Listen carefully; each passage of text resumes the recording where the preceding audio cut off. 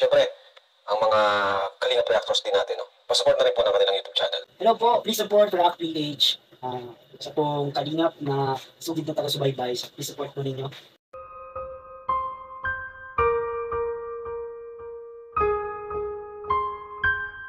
VNC, may ginawa sa Baguio na kinagulat ng Team Kalingap, halaka. Ano kaya ito?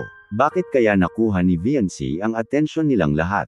Malalaman nyo po dito. Bago ang lahat, magpapasalamat po muna ako sa inyong mga viewers, na patuloy na sumuporta at nanonood ng aking mga short react videos.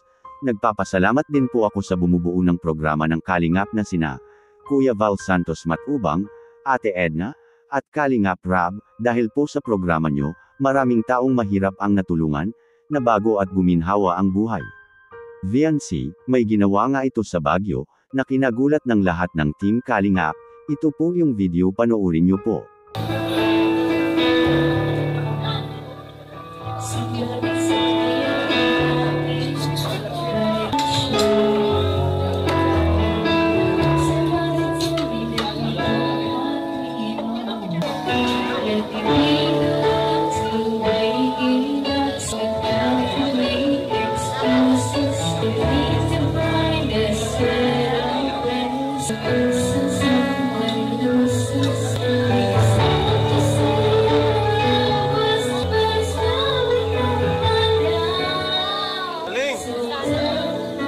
Galing ni VNC.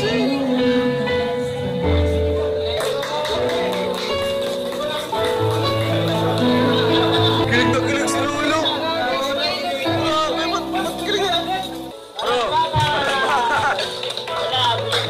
Kaya pala nagulat sila, kumanta pala si VNC. Napakaganda naman po talaga ng boses ni VNC.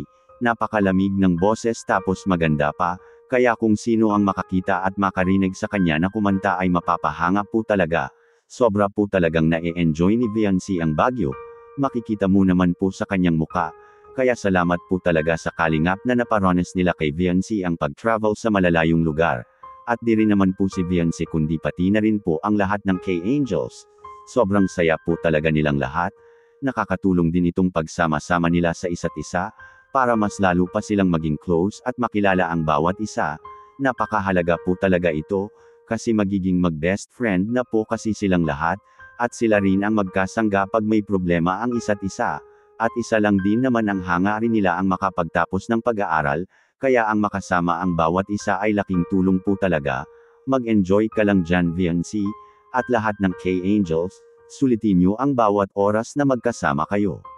Dito muna lang po tayo, inyong lingkod React PH nga pala. Salamat po talaga sa suporta.